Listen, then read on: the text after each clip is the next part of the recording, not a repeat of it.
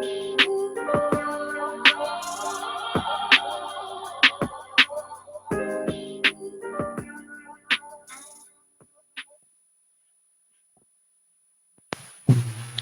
afternoon.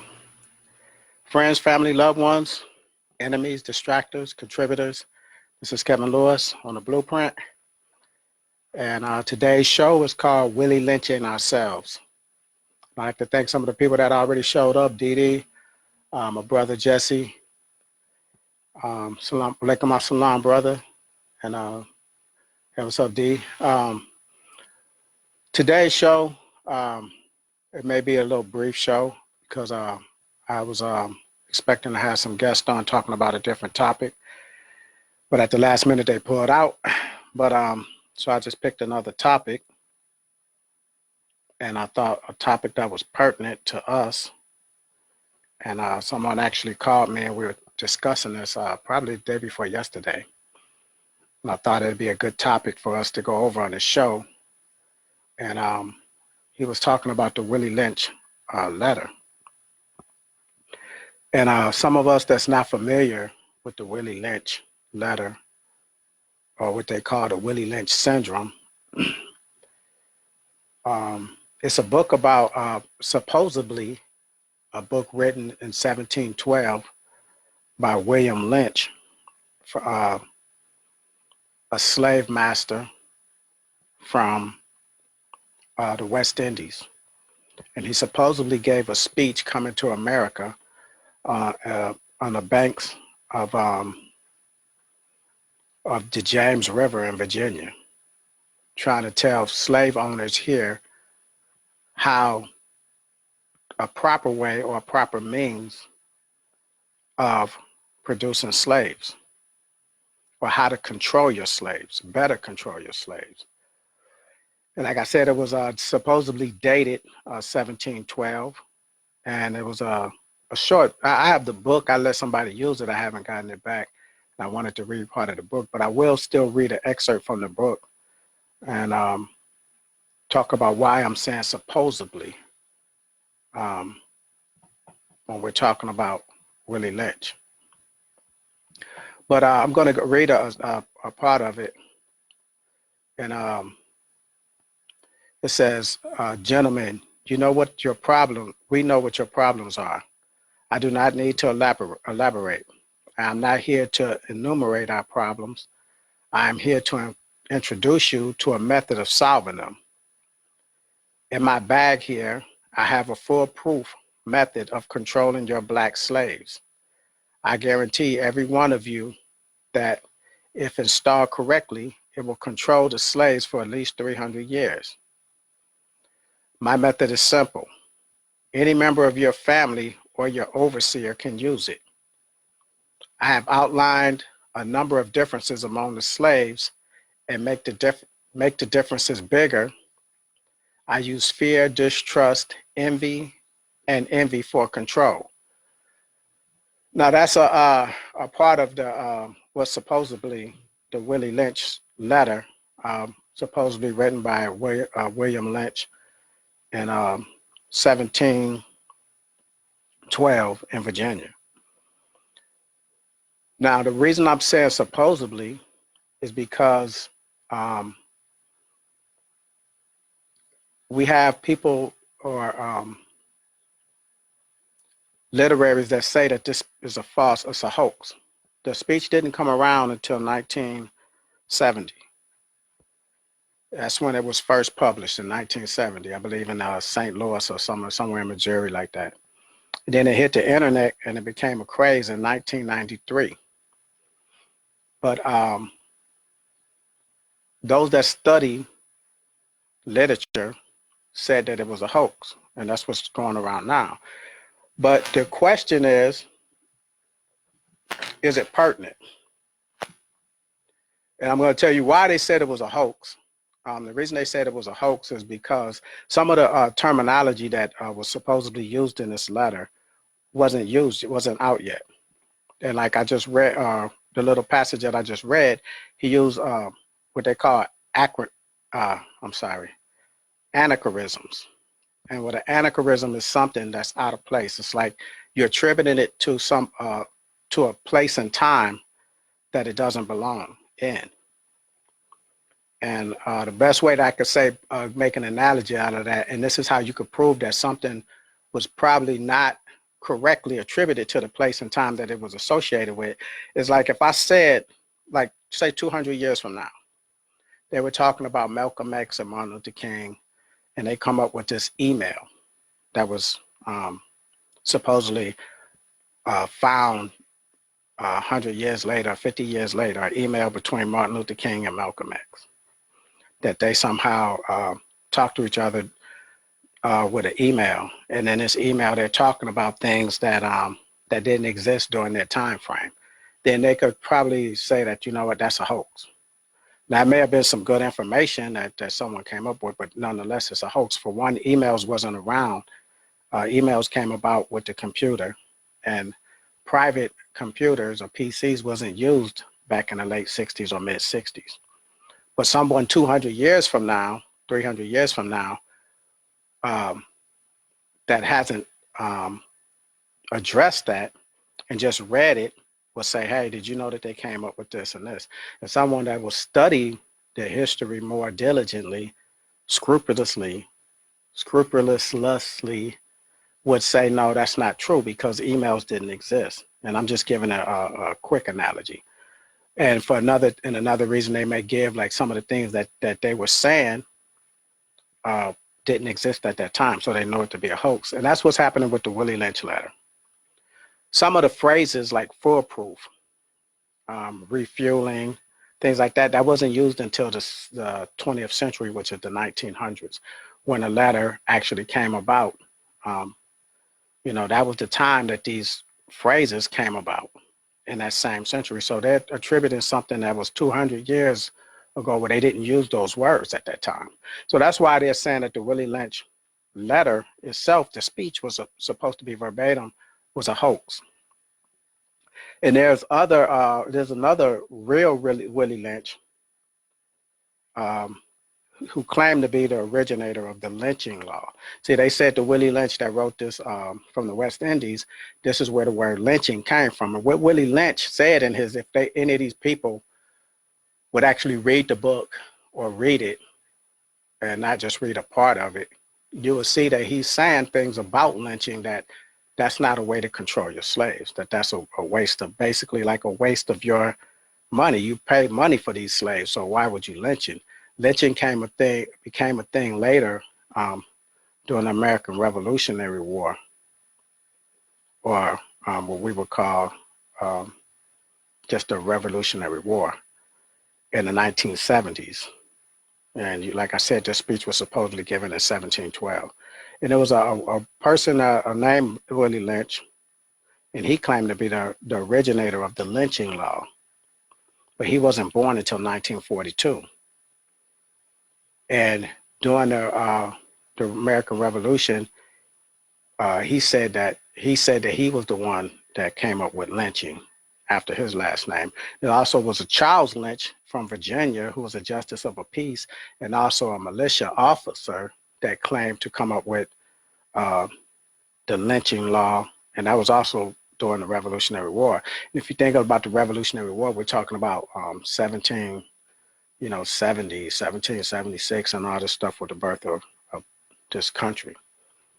So we're talking 60 years before with Willie Lynch letter. But what I said about the letter, he was against lynching. You know, he wasn't talking about lynching. He said that lynching was a waste of your time, that there's a better way to psychologically control your slaves. And that's what the Willie Lynch letter was about. So, and the methods that he was talking about was also like a divide and conquer type aspect, which is something that has been around way before this country has been established. Sun Tzu and the Art of War was talking about things like divide and conquer, and dividing the allies, your enemy, making sure they didn't have allies because that made them too strong. And you'll have a problem on your hands, so you will want to weaken their stance or their position with the Allies. So this is not a new concept, the divide and conquer thing. But if Willie Lynch letter was a hoax, why is it still pertinent? Why do we still talk about it? If it's a hoax, if you don't believe it was a hoax, then I understand. But with the letter, in the letter, and what Willie Lynch was saying in the letter, he was saying that you can divide people by their age. And I'm gonna read another excerpt from it. It says, these methods have worked on my modest plantation in the West Indies, and it will work throughout the South. Take this simple letter, list the differences, and think about them. On top of my list is age, but it is there only because it starts with a letter A. The second is color or shade. There is intelligence, size, sex, size of plantations, the status of a plantation, attitude of the owners, whether the slaves live in the valley or on the hill, east, west, north, south, have fine hair, coarse hair, is tall or short. And now that you have a list of the differences, I should give you an outline of action. But before that, I will assure you that distrust is stronger than trust, and envy stronger than adoration, respect, or admiration. Black slaves, after receiving this indoctrination, shall carry on and will become self-refueling. That's another word that they say wasn't out at that time. Self-refueling and self-generating for hundreds of years, maybe thousands. Don't forget, you must pitch the old black male versus the young black male. The young black male against the old black male. You must also use dark-skinned slaves versus light-skinned slaves, and light-skinned slaves versus dark-skinned slaves. You must use female versus male, and male versus female. You must also have your white servants and overseers distrust all blacks. It is necessary that your slaves trust and depend on us. They must love, respect, and trust us only. Gentlemen, these kits are your keys to control. Use them. Have your wives and children use them. Never miss an opportunity. If you use them intensely for 1 year, the slaves themselves will remain perpetually distrustful of each other. And then he goes on to say, okay, let's make a slave. So that's what he's talking about. He's talking about a psychological separation. And my thing is, whether this letter actually was something that was written in 1712 or given in 1712, or as a hoax that came about in 1970, is it pertinent? Is it true? That's the question that I had, and that's the discussion that I had with a friend of mine, because just because something may not be true, the thing is it true? If you understand what I'm saying. Is it pertinent? Which, see, we get a lot of things off of TV shows that's not actually true. They're fiction, but we get things from it. Like, I'm gonna give an example, the Black Panther movie, the whole Wakanda thing, and the characters in there. It was a lot of truths in the fiction. You know, a lot of things that you could take away from something just because it's not an actual place, actual characters. There's still some truisms in it. And that's what I'm thinking about the Willie Lynch letter, because we would get in arguments about, if you present that Willie Lynch letter to some people today and say, look, this is what we're doing. We're doing this to ourselves. We're separating ourselves. We're arguing over differences. And, you know, we'll say, well, you know, that the Willie Lynch syndrome. And then somebody say, well, that ain't even real.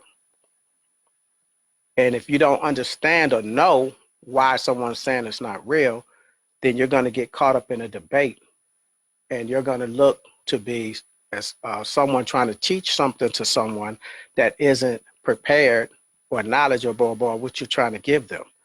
So what I was discussing with one of my friends was about the Willie Lynch syndrome and about why they were saying it's not real.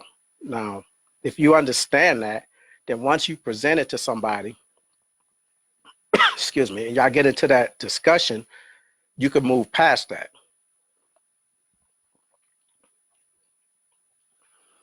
And that's very important, because you have some people, they throw the baby out with the bathwater, so to say. Just because it isn't believed to be real, or it's believed to be a hoax, doesn't mean that it isn't pertinent to what's happening today and what's been happening to us in this country as African Americans and people of color, brown, black, yellow, whatnot.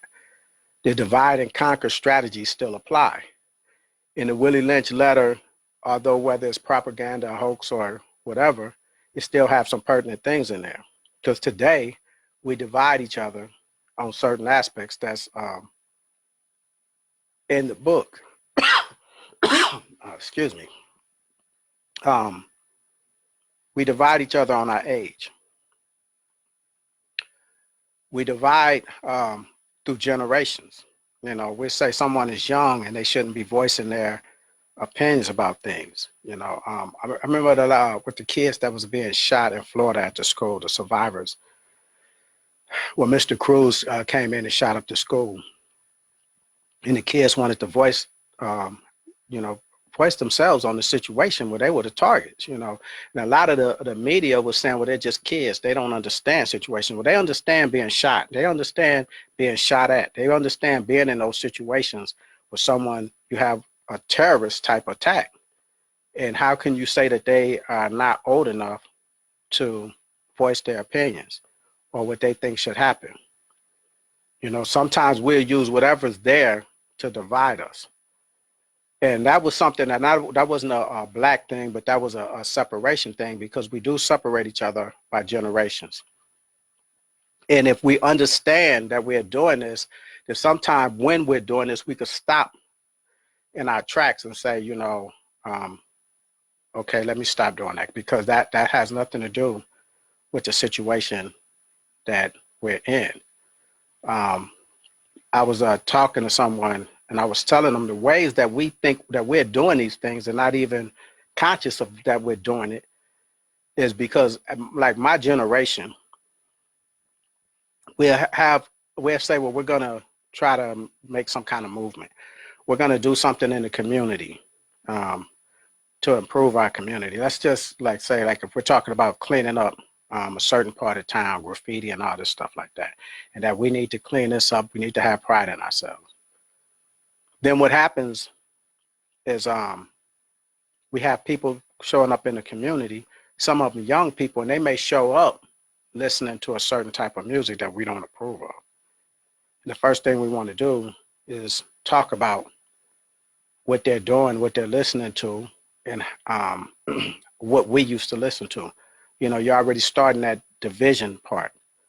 The way they dress, we want to break down the way these young people dress, or the way they wearing what they're dressed in, you know, where they got their pants hanging down like this. And I understand that. I understand when people have their opinion, and everyone has opinions. Every generation has an opinion. And but what we have to be cognizant of is that they're not going to be us. The next generation is not going to be us. They're going to find their own ways of doing what they need to do and how they want to do it. I'm not going to say what they need to do. I'm saying what they want to do and how they want to do it. And they're not supposed to dress like us. My generation didn't dress the same way the generation before us dressed, you know, and they probably didn't approve of the way in our fashion, and they're not supposed to, you know. And I was telling the person I was talking to, that happened with me as an older man, with my dad generation, you know, and my uncles, and them. They was, you know, we were wearing the do-rags. That irritated them. You know, we were wearing the do-rags not just to sleep in, but we started wearing it out publicly. And that irritated a lot of them. They shook their head, you know, they made comments, snide comments, remarks. But to us, it's like, y'all don't understand. This is fashion. This is us. It's cool. When we went through the Jerry curl phase, you know, it was like they was looking at us, and they may have been right, saying, you know, the only way that I could say, though, I could think that they were right is if you didn't process your hair in some kind of way. You know, now you may have been right in the conscious aspect of it. If you were someone that was trying to promote natural hair, and saying that, okay, you know what? We went through this in the 70s or the 60s, curling our, hot iron in our hair or putting lye in our hair in the 60s or whatnot. And we went through that, but we weren't aware. And when the pro-black movement came about, we started changing those things, but y'all are getting back into those same things. If they came with us, to us with that type of aspect, then I would understand. But they didn't. They just didn't appreciate or didn't like our fashion. And that's a totally different thing. So in that aspect, when we're approaching these kids about what they're doing, then we have to understand why is it that we don't like it. Because I have people that tell me with the kinky hair look that these young people are going through. I think they're using some kind of sponge or something like that on their hair. And it irks a lot of people in my generation. Now, a lot of people in my generation will say, you know, we went through the brush cut phase, and with the brush cut fade. And we went through the, you know, braiding hair and thing all like this, and the high top, you know, thing. But our thing was the grooming was different. Now, my thing, what I was telling a friend of mine, it's like, yeah, but anytime that people can identify with their roots, I'm okay with that. You know, if you're trying to identify with the kinkiness of your hair, I might not understand it, but at least you're not afraid to wear your hair kinky the way that it was given to you, if I could say it like that. Marie, the comment, Jesse said, how to feel on the fashion, on the skinny jean, I guess he's saying, I guess he was asking, how do I feel on the fashion of the skinny jean? Look, you'll never see me in it. That's one way I feel. But I appreciate the question. Like the things like that, the skinny jeans and all that, I understand that that's their fashion. So I sit up and I'm supposed to shake my head at it.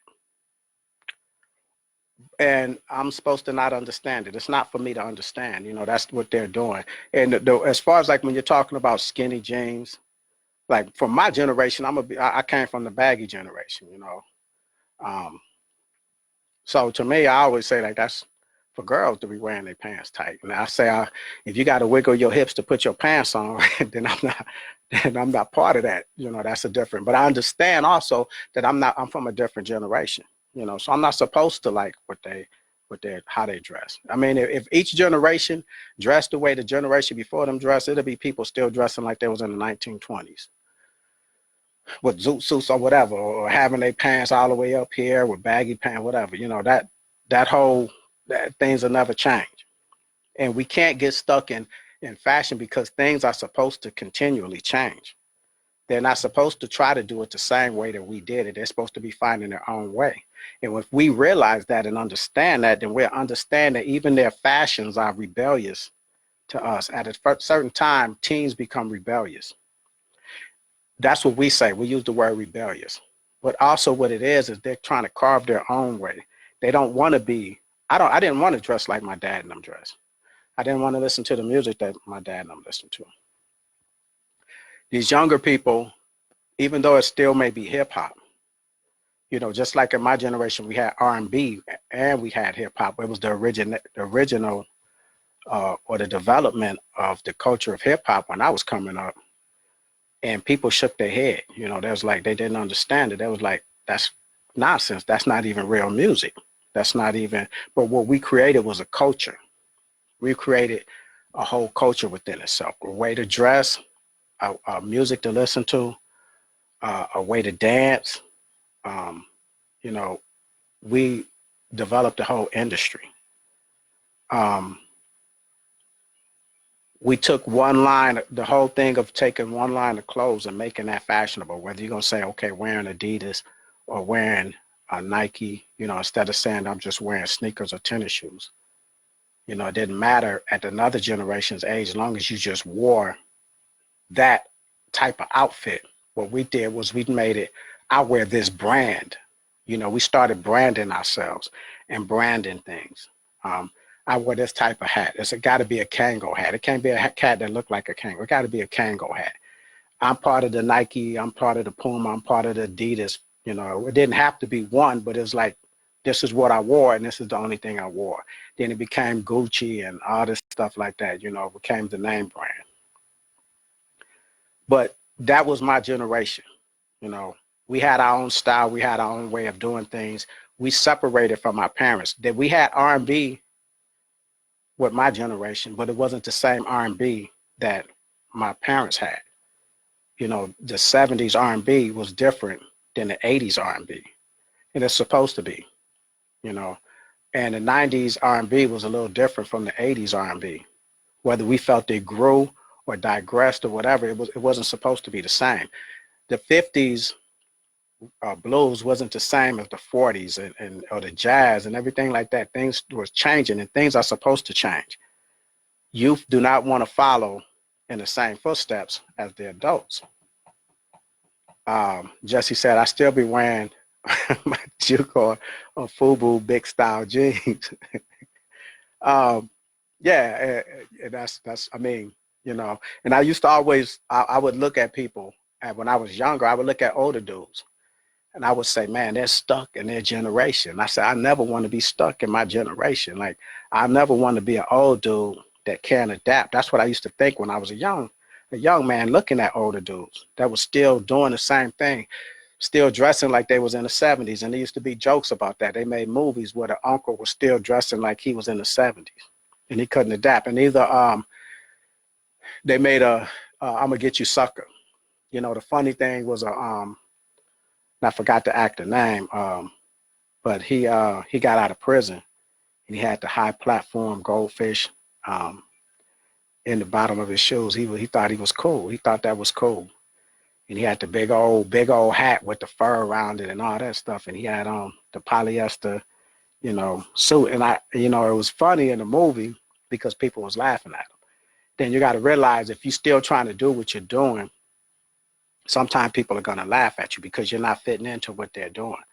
And that's what we got to realize, that they may look at us like, and they understand that that's our style.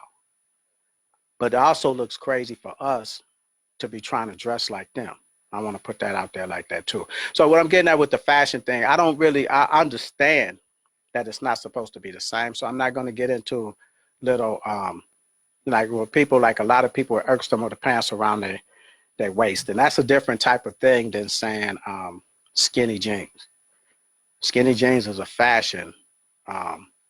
Pants around your waist is a statement, a fashion statement.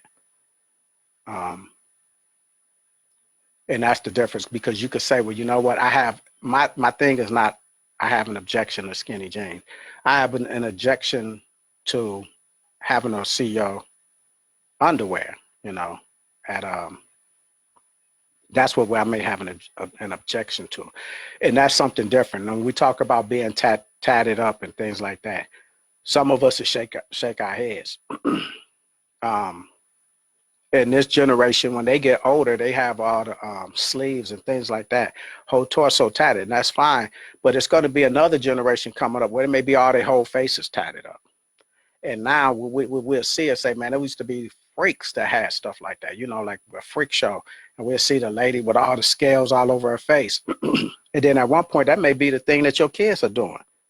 Because at one point when we were growing up, we used to think that having tattoos all over your arm, that was for like rockers, and we used to think white people did stuff like that, that we didn't need to do stuff like that. You know, I love the skin I'm in. And we thought, well, they had to do that to give themselves some kind of color and texture to their skin. And what happened is it started with entertainers, and then it started bleeding over. And I remember even when Mike Tyson, that was one of the first ones that we saw that was a black iconic personality that's got the tattoos on his face, massive tattoos. And that was like crazy. Everybody like, man, did you see what Mike did? Would you see what Mike, you know, that was crazy. But now you're starting to see that, you know, people with tattoos, because at one time that was a prison thing, having tattoos all over your body. And it actually was a Russian prison thing. You know, at first it's like the Russians, they go to prison and they tattoos to tell a story and all their back and all that stuff. We didn't do stuff like that. But when we started adopting it, it was strange at first. And now it's like normal. And like I was talking about a long time ago on the show, I'm saying a long time ago, like I've been doing this for a long time, but last year, everything that's natural is not normal. And what I was saying was things, we could see things every day and it becomes natural for us to see it. I mean, normal for us to see it. We could see things every day and it becomes normal. You can normalize something, but that doesn't mean it's natural. That doesn't mean it's natural for us to see it. And that's what happens with this generation. They normalize things, you know. I may not think that that's natural for a man to be wearing his pants real tight like that. To me, that's unnatural, but to them it's normal. And then what happens is you start to see it so much it becomes normal to you. But that's what I'm getting at. With our generational differences, we tend to let those things get in the way of the work that we need to do as a people. If we're there for a rally to show unity, then you see younger people show up and they got on skinny jeans or they got their pants around, then we're shaking our heads at them. We got to think about ourselves. We got to think about the differences in generations. And I remember when the Trayvon thing first happened, Mike Brown, all these things started happening. It was things that were being generated on social media, movements being generated. It was a lot of videos going around about things happening.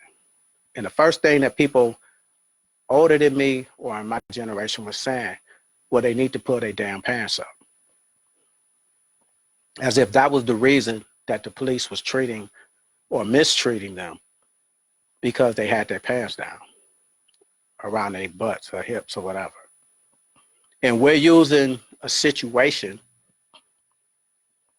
to voice our differences, to voice what we're displeased with, instead of trying to correct the situation. And they used to irk me because I was like, well,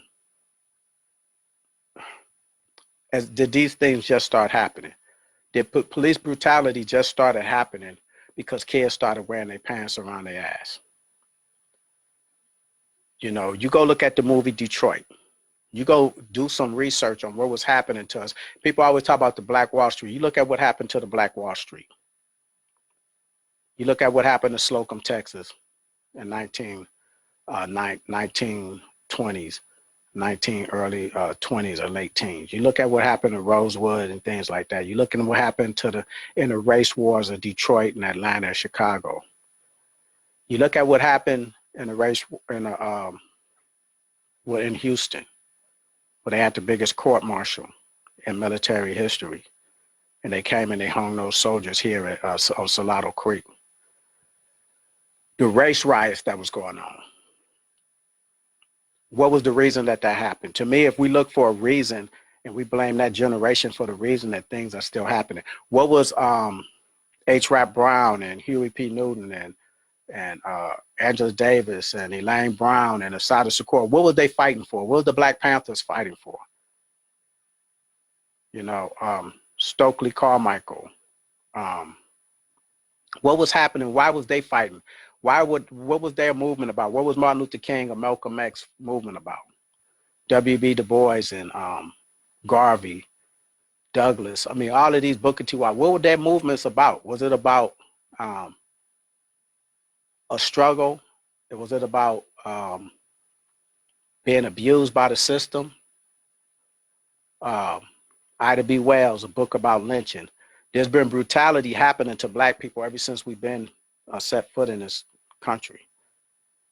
Or there's been brutality. I guess the Native Americans, is something that they were doing or a fashion that they had that was causing them to get slaughtered. This is the things that I argue with people about when they say that, well, if these kids would do this or do that, then the police wouldn't be treating them like that. And that's where we get into, we're divided amongst ourselves psychologically. We're making a generational issue. Now, it's all right to have an issue with somebody's clothes. Jesse said he can't leave them Timberlands alone. Man, I still wear my Timberlands, always. But what I'm saying is we have to understand that that's a generation that's supposed to dress differently from us. We're not supposed to like what they wear. I would look crazy if I'm sitting up there trying to dress like some of these young dudes. You know, some of these older women, they look crazy trying to do what these young women do, you know, as far as I'm concerned, you know, but we have to understand that we can't let those differences or our taste in things divide us. You know, another thing that he was talking about was dividing us by sex, men against women. And now what you add into that, you have sexuality, because sexuality wasn't an issue back then. Now, just because I don't believe in somebody's sexuality doesn't mean that I should let that separate us from some kind of movement. And what I mean is simply this. If I come here and I say, you know what, we need to rally because they killed Marquise Jones and blah, you know, he got shot in the back. We're going to have a rally and let the police know that we're not going to stand for it as a community. And you have the LBG alphabet show up to support that movement. I can't sit here and say, you know, I don't believe in that and I don't want them here, because it's not about me, what my beliefs are. It's not my movement. It's my movement. My agenda is to show that the community is not going to have this brutality happening to our kids anymore. So if I'm sitting up here looking at who's trying to march with me or support the idea that I have, then, and looking at them side-eyed and whatever, then there's something wrong, because that has nothing to do with the movement that I'm talking about. Now, if I have a rally and it's about destroying the Black family and what I believe with that, and I'm thinking that, you know, well, homosexuality is something that attributes to the destruction of the Black family, then that's something different. But I'm saying whatever our situation is that we're fighting for, if what they're doing is not hindering the movement, then I should not bring my differences about them into it. It's not about my religious beliefs. You know, it's nothing about that. And that's what I'm saying by we divide ourselves. The Willie Lynch letter, although it may be fiction, it may be a hoax, but it's still pertinent, because those aspects, and maybe that's what it was meant to be. It was meant to show people that to take a look at ourselves, for Black people to take a look at ourselves. We do that with skin complexion. We don't need, I mean, and it actually has happened throughout history where the Europeans, when they were colonizing Africa, Rwanda and things like that, they would take the Hutus and the Tutsis, I believe, the two tribes, and they treated one better than the other one because they had more kinder features, European-like features. And they put one in charge of the other, and that one that felt that they were in charge and more privileged, they mistreated the other. So when the Belgium or who, you know, the controlling European government moved out, it became a civil war between two African tribes, and historically African tribes of that nation. And that was something that had nothing to do with Willie Lynch. I mean, that was just things that happened. And if that was that, to me, if we look at things like that, because someone treats you better because you're a different complexion, someone treats you differently because you have kinder features, like we do with Miss America, Miss Black America. You know, we let somebody else tell us the standard of beauty. You know, someone that the lady Napita, I believe that's her name. I'm sorry if I'm butchering her name. That played in Us. You know, that played in 12 Years a Slave. You know, she has short hair. She has kinky texture hair, and that's not beautiful. And for many years, that would not have been beautiful in the Black community. But we're starting to come around to expressing what we think beauty is. You know, it used to be a point where if you were very dark, that wasn't attractive, whether you was a man or a woman. You know, you still see that with some of our Hispanic brothers and sisters. When you go to Cuba or you go to Puerto Rico or you're in Mexico or things like that, you know, they will have derogatory names to the ones that's darker in complexion, because what they're actually doing, they're not identifying with themselves, they're identifying with their conqueror. You know, actually, that's what's actually happening. They're identifying with their oppressor. And we did that as a people. We identified with our oppressors. The mulatto people were to us because they have more European type features. And then it's a small innate percentage of us in that. And it's coming around. I'm not going to just act like it's an issue as big as of an issue as it used to be, because the whole natural movement is coming back around. And I remember I was telling my friend when we was talking about the Willie Lynch thing, that we have people, and I was talking to my daughter about this also, about why we are so prone to violence to ourselves. And that's not valuing ourselves, but that's just a placid look at it, a superficial look at it. We're saying, well, we don't value, but what is it that we devalue? You know, it's not when you're saying ourselves. I might be quick, if I'm a person that's quick to gun down another black man over whatever incident. But what is it that makes him so expendable to me? And it's not that I hate Kevin. It's not me personally. It's I hate us. It's a unconsciousness about hating, and we express that. It comes out in the things we do. We want to change the texture of our hair. Why do we want to? You change the things that you don't like. You tend to change what you don't like. If somebody said, well, what do you not like about yourself? I said, I think I need to lose weight. If I think I need to lose weight, then that's something I'm going to change. And if I'm thinking I need to lose weight, then everybody else that I think need to lose weight is going to be unattractive to me. And that's what I'm getting at with that. We try to change the things that we don't like. And Jesse said, he said they would call my father Moreno or Negro. And that's, of course, that's, and it's other, I know it's a phrase, I can't think of it. It's a Spanish phrase that they said when they were talking about when they wanted you to marry someone that looked more Spanish. And when I'm saying Spanish, is European Spaniard, and not Native Americans. Because when I'm saying Native Americans, I'm not just talking about Native North Americans. I'm talking about Native Americans from Native South Americans, Central Americans, the Native Americas, as far as Cuba, Puerto Rico, the West, what they call the West Indies.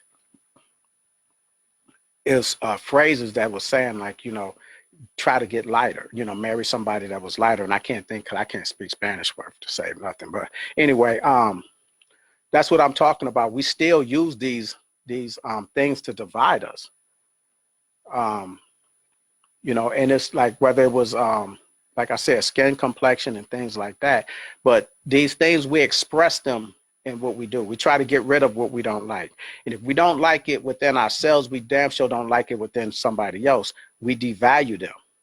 You know, if I'm not attractive to fat, and I'm thinking that I'm fat and I need to lose fat, and fat is unattractive. When I see somebody else that I consider fat, the first thing gonna come out my mouth, if I get into it, I'm gonna say, you fat so-and-so, or whatever. If I got an issue with being dark, and people made fun of me growing up when I was dark, and secretly I may not, you know, say anything about it, but deep inside I still feel that. The first thing that happens when another dark person do something, the first thing that I'm gonna come out my mouth, I'm not gonna say, well, Charles, you know, blah, blah, blah, you tall, stupid, blah. I'm gonna say, you black, blah, blah, blah. And that's what you see happen with us. We'll see something, a black person do something, the first thing, look at this nappy head, blah, blah, blah. You know, subconsciously, we're talking as if that's a negative attribute. You know, instead of, if it's something that I love, then I'm not gonna say anything about that person. If I'm mad at that person or whatever that person did, and I love their complexion, the last thing I'm gonna do is bring up their complexion when I'm talking ill about them. I'm not gonna say, you beautiful color so-and-so, you know, that's not gonna come out my mouth. I'm gonna talk about what I think is negative, or what I feel is negative about that person, you know. But that's something that's deep inside of us, that we devalue our characteristics. And you don't see any other people that really do that. You never see an Asian person say, man, I hate my slanted eyes. I hate my eyes that look like this. Unless they've been here and people made fun of them for having those attributes. They've been conditioned to do that. You'll never hear an Asian person say, man, I can't stand this hair that I have. You know, I can't stand these eyes that I have. You don't hear that. unless they're separated from their culture. And that's the only time that, and we are, as a people, we have a whole neighborhood, a whole nation of black and browns, but we devalue our characteristics. I had a woman tell me something about, it doesn't mean that I don't love myself because I don't like my hair. And I'm not saying, okay, you may love yourself, but if you're doing everything you can to change your hair, then you don't really love who you are. And I'm saying you're not you as an individual, but you don't even have a connection to your people. You can't say you love your people and want to get rid of characteristics about your people. You know, you can't say that you love being black or you love black people, but you don't like nappy hair. Because she told me, she said, well, who wants nappy ass hair? I'm like, me, you know, black people should, you know, unless you taught, you know, you're not going to teach. It's a proverb, an African proverb. And it says, every rhino loves his horn. Every rhino loves his horn. You know, one thing that, I mean, I think about it is something simple, but every rhino has a horn, for one.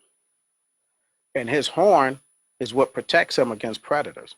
That's what makes him who he is. Because if he didn't have a horn, he may be just like a hippopotamus. He could be a big old fat mammal that, you know, but he has a horn, and his horn protects him. He has pride in his horn. His horn is what, when he fights with other males, you know,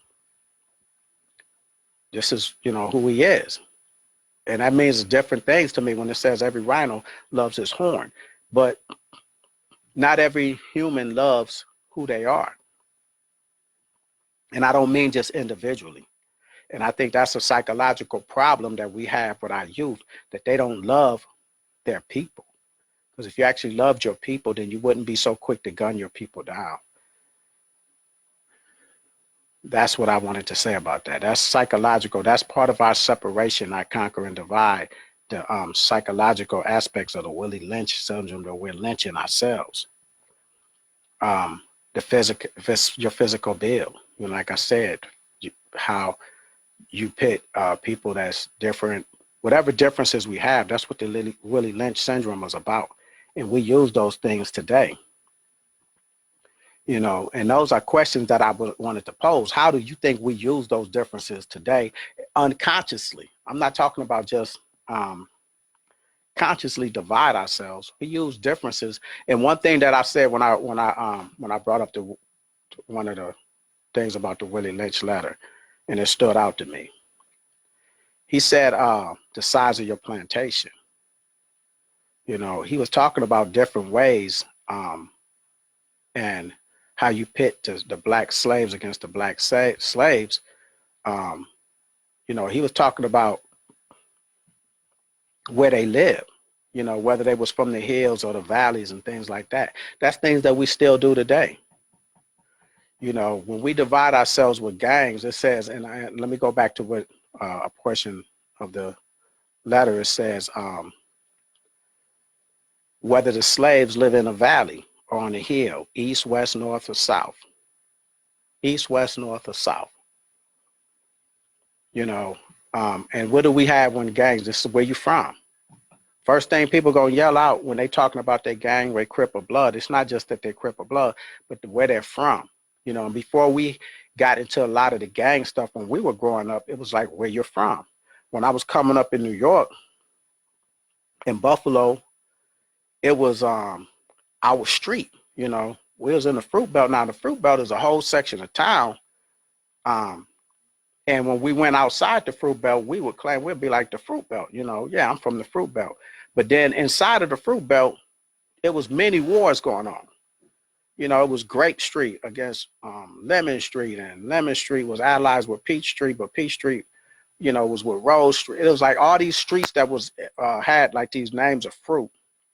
But some of, and even Grape Street on this section would be at war with Grape Street from another section. And that was a microcosm of what happened, expanded later into the war thing, the gang war. That's what I meant, the war thing, the gang warfare thing. You got Crips that's going to war with other Crips because they from whatever. It doesn't matter. You know, it's not like all the Crips are cool with each other. All the Bloods are cool with each other. And it's just the same mentality. Is different then. It was different then than it is now, but only in a certain aspect, because we did that in a smaller way. We separated ourselves by our streets. We wouldn't play, our street play basketball against their street. Our street play football against their street. You know, they didn't have to give us organizations. We organized it ourselves. We would box in the park, and it was everybody from our clique against somebody else's Rose Street clique. You know, them guys from Rose Street, we're going to meet up. We got somebody to box you. I got somebody to box him, and we'll meet up in the park, and we'll go at it. And who won most of the boxing matches? You know, we'll be in the sandlot boxing, whether you was 9-year-olds against a 9, then somebody that was 12 against 12, and we had 14-year-olds against somebody 14, and we just went up the line like it was the Olympics. Then we'll do the same thing over with Lemon Street. You know, y'all want to box against us? Y'all want, you know, we had boxing gloves. We'll meet up at some neutral spot and, you know, go have at it. But we will separate ourselves on where we were from. And these, I'm talking about, I was like, you know, 8th grade, 7th grade, stuff like that. That's what we were doing. You know, we still do that today. Like in the Willie Lynch letter, it said 300 years from now, they're going to still be doing the same thing. We divide ourselves on where we're from. You know, if you're from the West Coast, you're from the East Coast, you know, my music is different than your music, but it's always got to be who's better. You know, who's better. It's not that I can't appreciate your differences. I got to pit myself against who's better. And we do that individually. You know, how do I compare myself to you? And we may see an issue with that. We might say, well, why is somebody always trying to compare themselves to me, or trying to, you know, compete with me, you know, or she has this type of body and I have this type of body and blah, blah, blah. But we still do it in a different aspect, because if we're doing it individually, we'll say that person is hating or tripping. But we do that as a people. I'm from Texas. Texas people do it better than people from here. New York people got, you know, better than LA or LA. It's just supposed to be different. Everybody is different. It's okay to love your differences, but you can't let you think that your difference makes you better than somebody else. And that's something that that irks me with my people, because we'll sit up here and talk about the gangs, and it's like, man, y'all the same people killing each other, blah, blah, blah, blah, blah. But y'all got differences with each other. But we as adults do the same thing, whether it's religion, whatever. You know, I'm this and they're that. I'm this and he's that. You know, and that's what wars are fought over in nations, differences. You know, and that's part of what I would call Willie lynching ourselves, because we look at these things as a small thing, superficial, but it goes deeper than that, because that's embedded in us. We do that with instead of us looking at our celebrities, we got to say, it's okay to say, well, this person, I think this person was more funny to me. So and so Eddie Murphy is more funny than Martin or Richard Pryor. If somebody on seven, I think Richard Pryor was the funniest ever. It could be a generational thing. Somebody from that generation to think their singers was the best ever. But it's all, we're all having those qualities of talent. And you don't have to pit talent against talent instead of just thinking that we're talented people. This is one thing that I wanted to stress. It's okay to be LeBron James, and it's okay to be Michael Jordan. Now, them two just black athletes. It's okay to be Kareem Abdul-Jabbar. But we get into arguments about who we think is better. Wilt Chamberlain, this person, that person. They'll never play against each other. If we're talking about boxing, they'll never fight against each other. But we'll sit up there and talk about, argue about who we think. Now, it's all right for me to say, well, I think the best player is Magic Johnson. Really? Okay. Well, that's cool. I think the best person is Michael Jordan. Somebody else might say, I think the best person is Kareem Abdul-Jabbar. But I know one thing they all got in common. They all was great basketball players. And if they are black, then what difference it make? We can't settle that dispute, but we'll argue tooth and nail about who we think we're separating. We're separating people. We can't let one person be great at what they're doing and another person, we think that's a slight against somebody else that was great at what they're doing. I could be great doing me and somebody else could be great doing them. And if you like that person better than you like me, then that's, everybody has their preferences. If you like a heavier set woman, then I don't like it. It's nothing, it doesn't matter.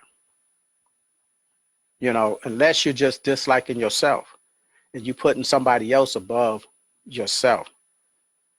Now, I'm not going to get into that because that's a different conversation, but I'm talking about when you're talking about yourself, is when you pick somebody outside of who you are, your race. It's all right to say, well, I like, you know, these type of people. I like Asian women or Asian men or whatever, but don't think that they're better than you, because that's a whole different thing. You can fall in love with whoever you fall in love with. But if you fall in love with them because they're not who you are, then that problem is actually within you. That's a different conversation for another show. But that's what we do. We separate us. We separate us. We don't even, they don't even have to do that anymore. We separate us amongst us, whether we're talking about entertainment. Now, I understand the generational thing. And there's people from my mom and them generation that say, well, nobody could sing like Al Green or Marvin Gaye. And then if we bring up somebody from our generation growing up, then it's like, nah, but you sticking to your generation. That's understandable. But they're not supposed to like who you like. They don't have to like who you like. That's what I'm getting at. With the generational things, we separate each other on things that we always, and I'm supposed to think that my music generation was better than their generation. I'm not supposed to understand their generation. And I may be right. You know, they may have some crappy hip hop. Or I might feel like, you know what, they're not lyrical or anything, but that has nothing to do with anything when we're trying to get things accomplished. You know, that to me, like I always say, those are peacetime arguments, you know, which is just basic arguments about nothing. You know, you could say, well, I like Martin Luther King, and I could say I like Malcolm X. And you like this person for the reason you like them, and I like this person for the reason I like them. But we shouldn't pit them against each other. It's always who was better. They were different. They were just different people with different philosophies. W.B. Du Bois and Marcus Garvey, they're going at it with each other. Who you think was right? Why you think they were right? How can we make things better? You know, that's all that that it boils down to. How we Willie lynch ourselves. We constantly Willie lynching ourselves. We don't like young people expressing themselves, but because they're not expressing themselves the way that we want them to express themselves. And we were one time in that situation. Now, on the other hand, the young people, they also need to understand that the world doesn't just evolve around them. That, you know, they could have an opinion, but they also, if they don't want to listen, because many of us have been through the same things. You know, I have many discussions with my daughter about the generational things. And a lot of these people, and I'm not saying that me and her differ, but we discuss that kind of stuff. That sometimes people, like, I'm going to give y'all an example with Tupac, the Tupac generation. And Tupac was actually like, probably like, really like my generation. A lot of people from my generation fell in love with Tupac. But to me, Tupac wasn't saying anything that wasn't said before.